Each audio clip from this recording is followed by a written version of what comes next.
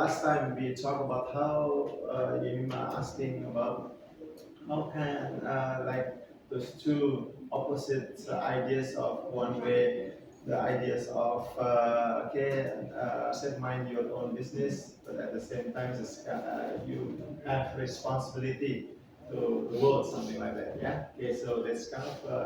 I talked a bit in terms that there is some religious aspect for that. There is a historical aspect. Today,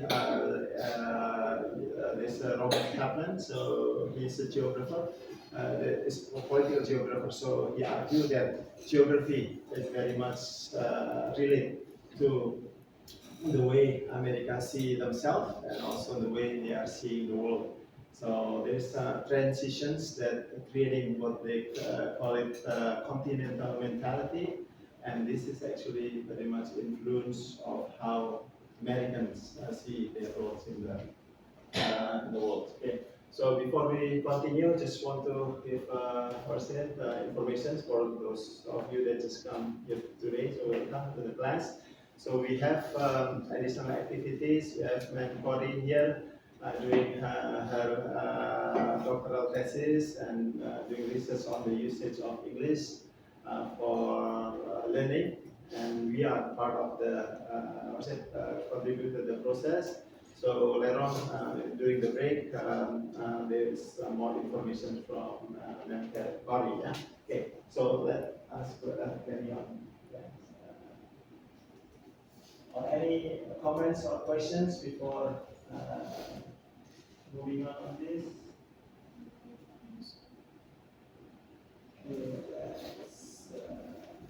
Okay, everyone has your gadget, connect to internet, laptop or headphones. Okay, finally, okay. So the title of this is the book Robert Kaplan is Earth in the Rockies. Okay, so the Rockies is come from Rocky Mountains. Okay, so go to the map, Google map. Where is the Rockies Mountains located in the map of US? And also there's another mountains that we'll talk about is Appalachian Mountain. Appalachian Mountains, yeah. There's two kind of mountain range in the geography of America that, according to Kaplan, that's very much showing how U.S. perceive, and this is explained a lot in terms of U.S. foreign policy from Rocky Mountains. You know it, okay?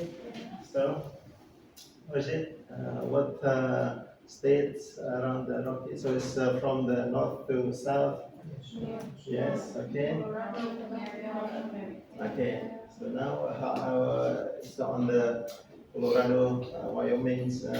Okay. So how about the Appalachian Mountains?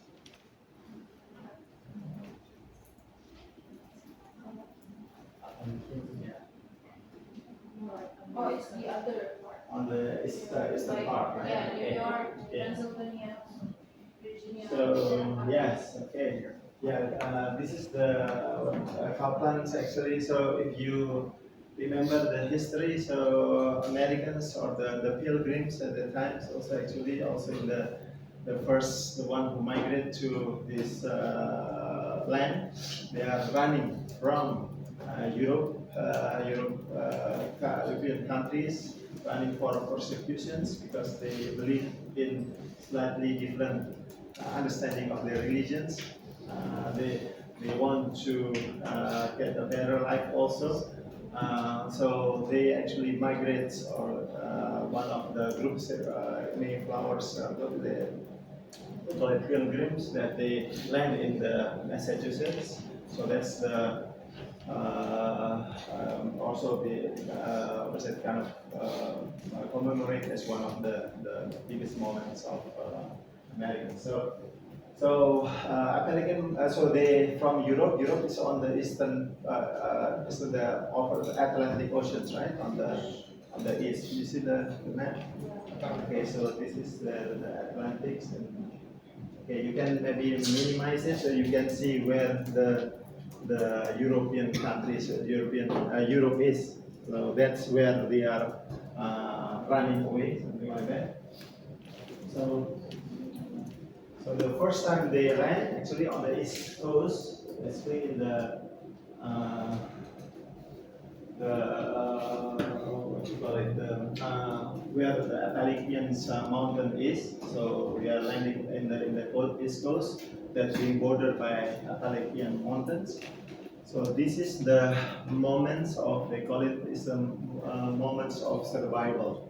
So means they migrate in the Appalachian valleys or places, including Virginia, with, okay, on this Delaware coast, is actually on the eastern side of the Appalachian Mountains.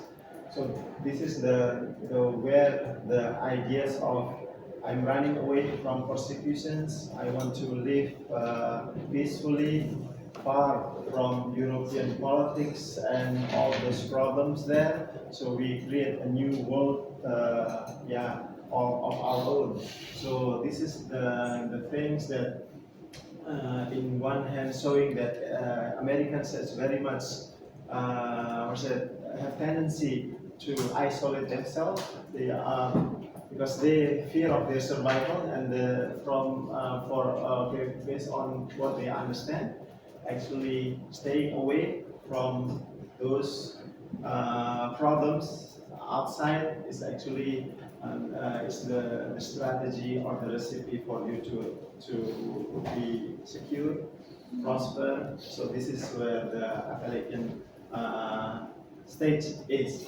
Okay, but then there's a so-called, after that there's a movement westward. So they are calling, they're going to west from, actually they managed to go over the Appalachian Mountains, go to the west, go to the till actually hit a roadblock in some of the Rockies. So if you watch a lot of documentaries, actually a lot of people dies during because the Rocky Mountains is very harsh, or it's difficult mountains. You at the time a lot of people lost there, and this is become the. This is very difficult. People want to kind of conquer the Rocky Mountains.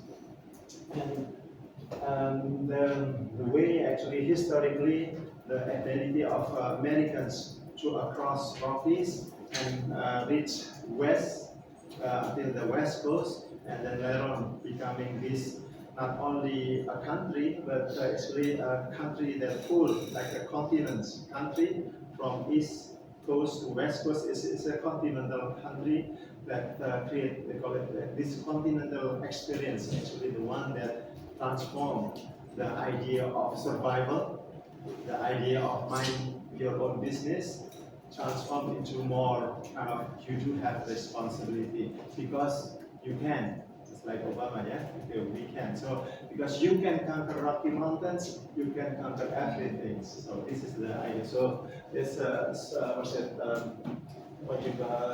earning Rockies means that you need to conquer something and then you need to get it. So because this is the spirit, the warrior spirit of the one who crossed over the Rockies. If you and that's actually the time when Arab immigrants from Ireland coming to that land.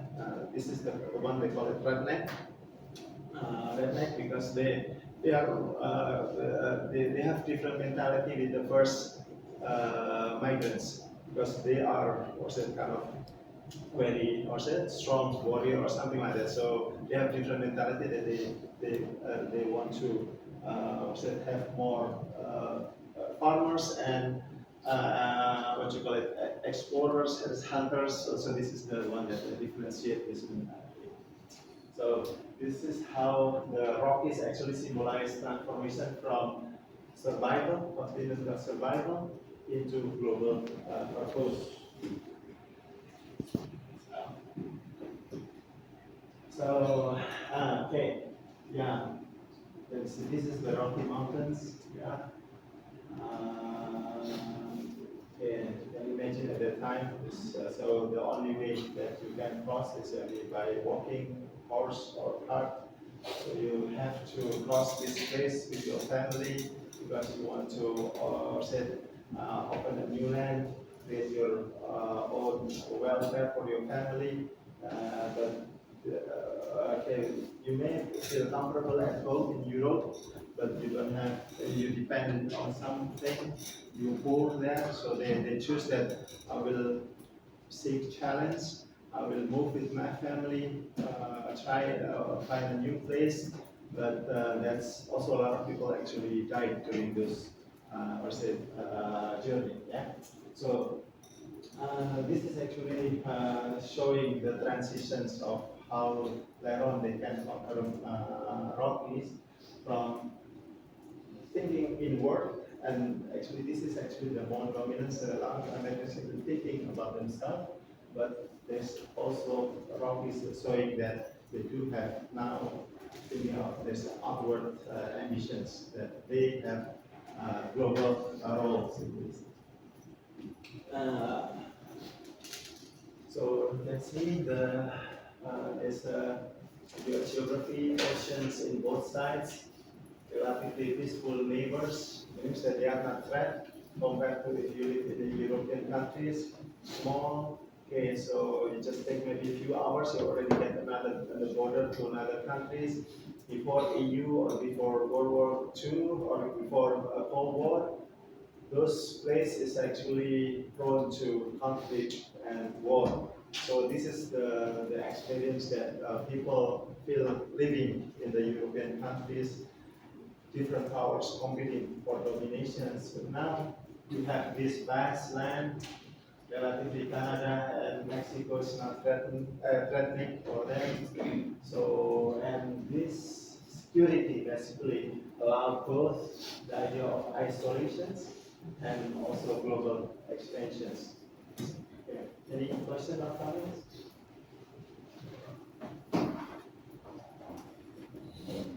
So, they call it a frontier. So they seek, so they go westward. There's Lewis and Clark. Anyone familiar with Lewis and Clark? So Superman. Yeah, so they use that in the character of Superman. But they are the explorer, they are the one that reached the Pacific coast for the first time.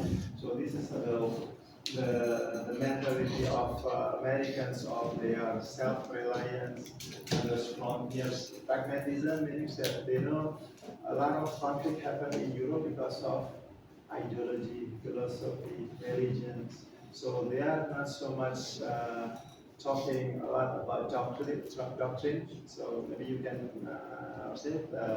confirm, or maybe you can add to your understanding. But what I understand, American Christians, they have very simple rules. So you worship God, work hard. That's being good to your neighbors. So that's good. So they are not so much like to spend time to talking about those theological things, whether God is 1, 2, 3, whether this or that, something. So that's not. So they are confident that you believe God, worship Him. Okay, do good to your neighbors, work hard.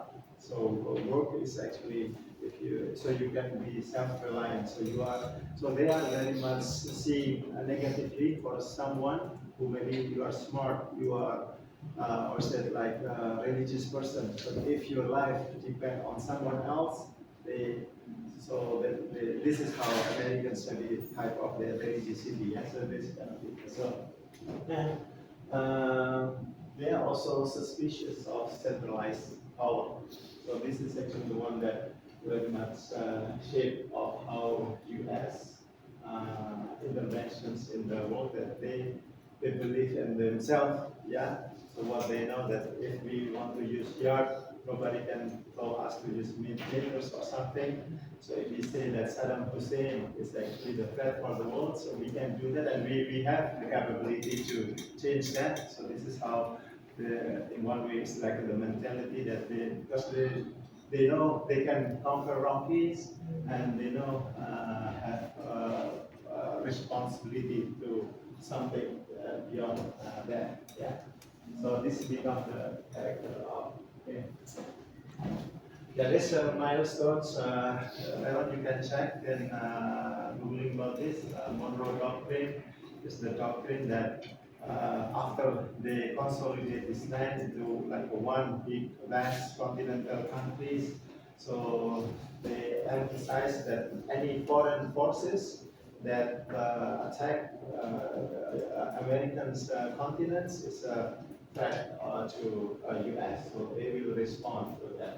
There's also Spanish-American War that this is the stage that the U.S. managed to consolidate a lot of this area in Texas, California, and then World War II, Cold War. So according to Kaufman, geography influence of how we think about the world. And not only about the thinking about the world, but it's all about the moral visions on that. So,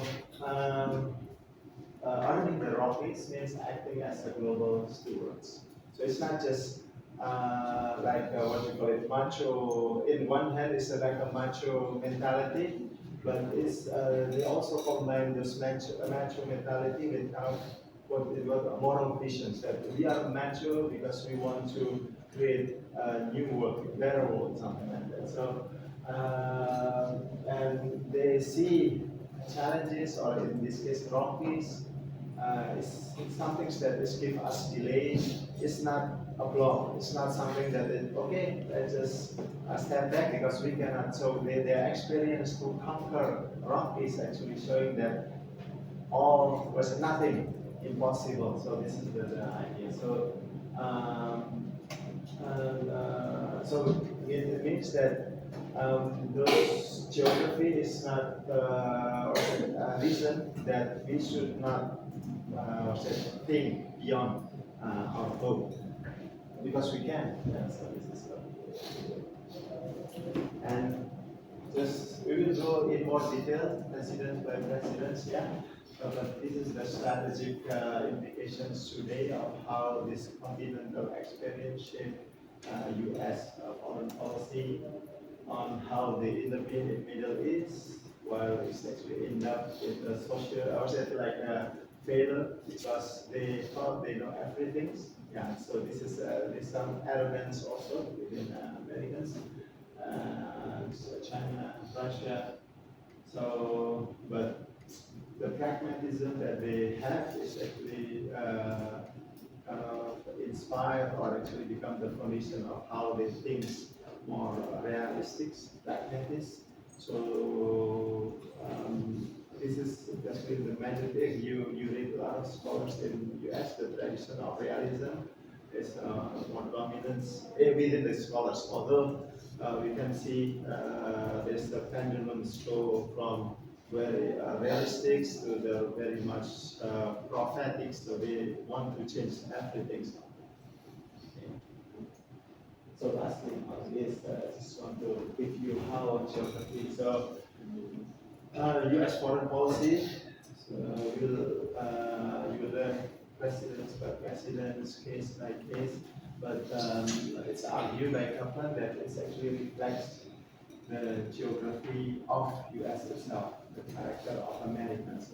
So it's the understanding that okay, we in one hand there's survival secure, or they feel secure, and from this it's lead to for them to believe that so we do have responsibility toward the world because God has blessed us with a lot of things. God bless us with secure, safety. God bless us with those prosperity. So it means, yeah, we have moral visions to spread these ideas, this prosperity, the ideas of democracy, the ideas of freedoms, the prosperity through capitalism, free trade. Yeah, plus we succeed to implement that. So the world need to follow us. So this is the way I think that why with all those safety that they have, they are not thinking that okay, just focus on themselves and let others deal with their business. But this is but of course, this is actually a long process of history, and also at the same time, both the idea of survival, ideas of isolationism, and also the idea of global responsibility, always competing within the psyche of Americans, but also in the debate of the US foreign policy. Should we let them manage their business, or should we intervene? Should we intervene, or should we stop here? So this is also the debate, and all presidencies actually challenged with these questions. Okay, any questions or comments? From this perspective is very good. We can see that Yes. we can see that the power of narration, Yes. narration, and also the power of the story Mhm. when the country success to tell the story about the perspective of geographical for their way of life, not only about their foreign policy, how they see the world, but it's also influence how the way of life of US people in other in aspect of survival, and also the story of persecution that background. So my question is it one of the aspects that we as Indonesian, our foreign policy and way of life is weakened because the minimum of narration that live by the country, and also always tell to us that in the past we have a good historical like Majapahit and Sriwijaya, and also one of the why in President Jokowi administration to become pusat maritim dunia, because we are from the historical aspect, but for us as a people we are didn't think about that because narration. Yeah. We think it's so maybe the communication is one of the factor, and this is can be that we have to put also give a narration for our life. So, okay, so just want to maybe, according to Bruce, so maybe one of the things that we are not yet in our full potentials, maybe we not sure or we don't know about ourselves yet, so we're not really, so I mean as a nation, yeah, so maybe that's the things that may differ. So, but yeah, of course, there's, I think even like if we ask individual America, maybe they do have a similar confusion about themselves also, or they not aware about this history. But the thing, yeah, I think, yeah, yeah, it takes maybe years and maybe critical moments in their history that actually lead to a certain way of thinking. So if just like us, if we just stay at school, we know everything by theories, but we never actually really experience difficult decisions or how to. So we may doesn't know about whether we are capable or not, right? So I think if in my personal view, so probably I think we actually kind of still very young countries in terms of Indonesia. So maybe we need to give us a bit time on that. So, but I do agree about how narratives actually some things that cannot be ignored in some of the foreign policy. So it's not just a process of the actors influence one, the others was the interest, but actually there's a narrative actually beyond those different debate of strategy. There's a narrative that they do come up with a single line of reasoning, and this actually the one that motivate, enable whole nations to move in the same directions. We will, in the second session, so we will discuss more on the containment strategy, and containment is one of the things that where the Americans actually is very much solid when they facing Soviet Union or threat from Soviet Union. Okay, so let's have a quick break, with 10 minutes break, and then we will continue talking about gold. Okay, so yeah, see you in 10 minutes. So for the one who just come here, maybe Bukori can explain again, and there is some form that we need you to also fill around if you still have. Okay, thank you.